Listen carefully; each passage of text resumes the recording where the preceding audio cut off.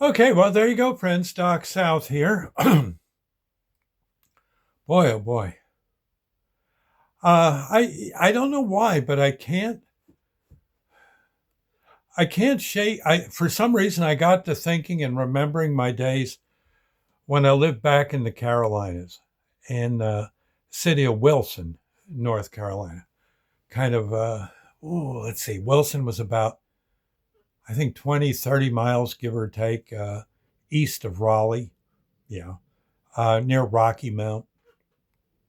And I really dug living down there. I liked the Southerners for some, and once the Southerners got used to me being a Yankee, they kind of liked me.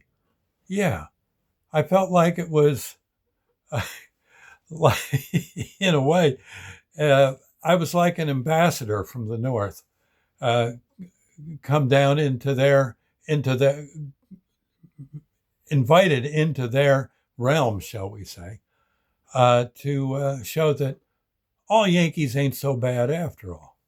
And yeah, it, it was um, it was fun. Every now and then, I'd get to talk in one place or another, maybe in a bar or at breakfast. A lot of the Southerners, at least when I was down there, were very big on having breakfast together.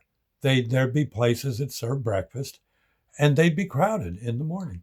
People getting their ham and eggs and the home fries and all that. And we'd sit around talking. Usually you get there about an hour and a half before you had to be at work or leave for work. And it was almost like an early morning party. It was kind of cool. And I remember, yeah, so I had hired on to a company that worked on boilers. We worked on treating boilers, making them run better, that kind of thing. Not so much the repair work, but more the day-to-day maintenance. We were like the bottle of the one-a-day vitamins for your boiler is what we pretty much provided. And then now and then, since I had experience as a boiler maker, a boiler repairman, I would often go inside a boiler and check it out, make sure it wasn't getting pitted and it wasn't rusting out or leaking one place or another, and like that. And then I'd go from town to town, factory to factory, school to school, digging the scene, and it was kind of fun. I remember though the Southerners, especially them around who worked around the boilers, those you would meet at breakfast time. They're getting breakfast before they went to work or lunch, uh, later in the day or at night, maybe hanging out at some spot where you could have a beer or two with your friends. There you'd be, uh, just kind of hanging out. And they loved to hear me talk. I didn't talk like a Southerner. Yeah. It never really, even for as long as I lived down there, and I was there for 3 or 4 years, I don't believe I ever took on a Southern accent, which I guess was no big deal. Once they got used to me, realized I wasn't there to take Vicksburg once again, or storm Mobile. They kind of decided I was okay after all, even if I was a darn Yankee.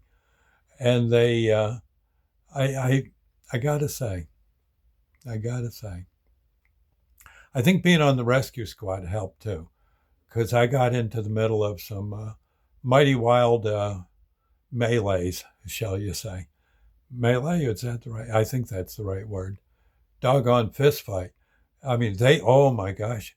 When I was on the squad, every now and then, it would usually be like a Friday night, Saturday night, or maybe Thursday if Thursday was payday. Thursday night. Yeah. And you get, because that's when whoever got paid is counting out his beer money. Okay, I got enough here tonight for a 6 pack and a half. All right, and then they go to the bar. Oh boy. And all the brewskis start flowing like wine, and the wine starts flowing like brewskis. And pretty soon someone says one thing to another, and pretty soon the fists are flying. And the trouble is, though, down south, at least back when I lived down there, a lot of people were armed. Yeah, I mean, they had their two arms, their two fists, but besides their arms, they had other kinds of arms in their pockets or maybe on a holster behind their back. They So you never knew. I know being on the rescue squad down there, it was many a Saturday night. Boy, it was like the invasion of Normandy in some of these bars. you go you go flying in and like, oh, good God Almighty. And of course, that'd be the cops breaking in to stop everything. And of course, bar um, all the people drinking at the bar had their hands up, and there'd be one or two people on the floor writhing in agony, hopefully not dead. And you'd be we that's when the police would say, okay, it's clear, you guys can come on in, we got them all. Anyone moves, they've had it. You hear me? You guys get busy, hurry. Okay, well, we'd find some guy may have got himself shot in the shin, and another one, someone cut his ear. Another one has oh my God, he's out cold. But we asked him what happened to him, and then some guy with his hands up is hollering, I punched him in the mouth.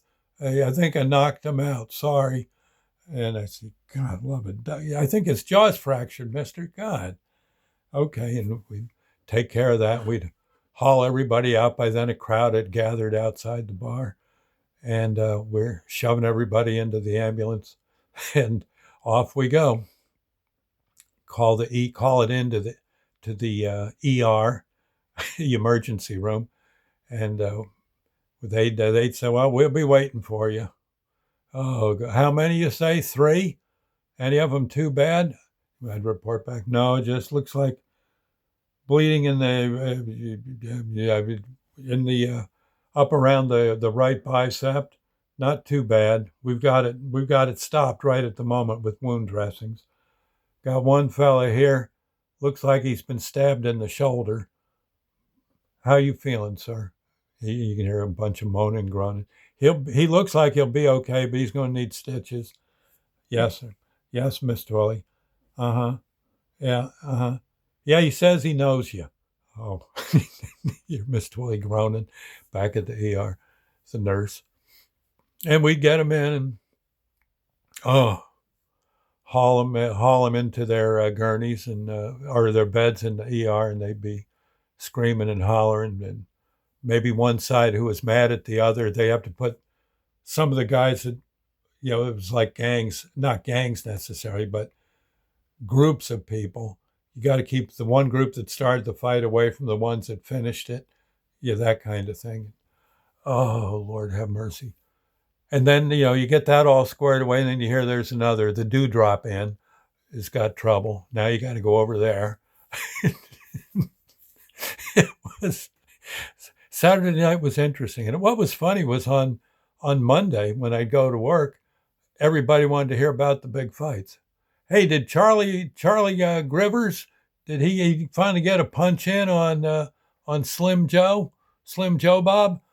I said, yeah, I think Slim Joe Bob got one right in the nose there. They're stitching up the nosebleed last I saw.